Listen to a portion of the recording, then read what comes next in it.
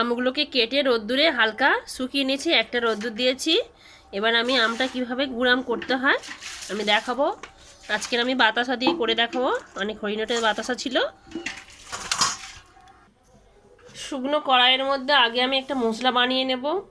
গোলমরিচ আছে, আর জিরে, মৌরি আর সর্ষে আছে, আর শুকনো লঙ্কা আছে। এটাকে শুকনো কাঠখোলায় ভেজে নিয়ে মশলাটা বানিয়ে নিতে হবে। ভালো করে একটু লাল লাল করে ভেজে নিতে হবে। মশলাগুলো ভেজে নেওয়া হয়ে গেছে, তুলে নেব। এবারে গুড়াম করার জন্য, আম ভাজাটা করার জন্য আমি এখানে তেজপাতা আর শুকনো লঙ্কা দিলাম, আর আমি 5 ফোঁটা দিচ্ছি।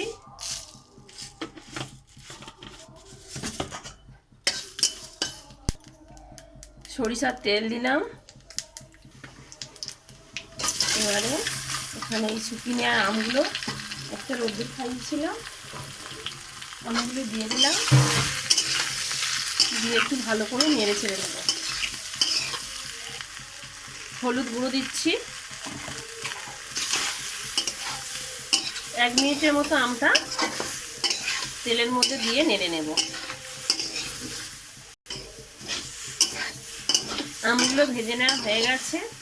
আমি এখানে যে বাতাসাগুলো ছিল আমের মধ্যে দিয়ে দিচ্ছি, দিয়ে আমি নেড়ে ছেড়ে গলিয়ে নেব। এখন লবণ দেব না, লবণ দিলে আমগুলো ঘেঁটে যাবে, সেই জন্য আমি একটু পরে লবণ দেব। আপনারা চাইলে চিনি দিয়ে করতে পারেন, চিনি দিয়ে করলে বেশ সুন্দর হয়। আমি এটা বাতাসা দিয়ে করছি। বাতাসাগুলো অনেক দিন থাকলে ঘরে নষ্ট হয়ে যায়, কেউ খেতে চায় না, সেই জন্য এটা আচার বানিয়ে নিচ্ছি, খেতে ভালো লাগবে বলে।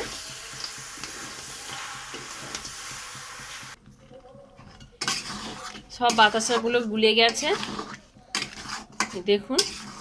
আমি যদি আগে নুনটা দিয়ে দিতাম তাহলে আমগুলো সব গলে যেত। আমগুলো গোটা গোটাই আছে। ভালো করে এবার নেড়ে চেড়ে আমের রসের সঙ্গে মিশিয়ে নিতে হবে এই বাতাসার রসটা।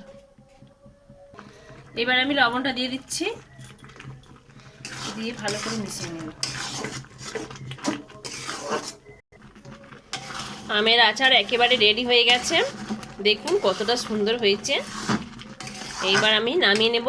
তার আগে আমি এখানে যে মশলাটা ভেজে রেখেছিলাম সেটা এর মধ্যে দিয়ে দিলাম, দিয়ে মিশিয়ে নিচ্ছি।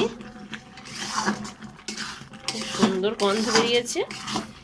এইভাবে আচার বানাবেন, আর যদি ভিডিওটি ভালো লাগে একটি লাইক কমেন্ট শেয়ার করবেন।